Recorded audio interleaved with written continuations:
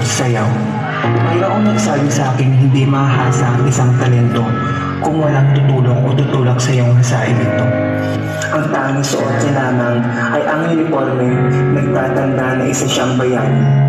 Bayani ng mga estudyante, bayani ng paaralan, at ang bayani ng sambayanan. Siya ang tumulak sa aking tumayo muli mula sa pagkadapa.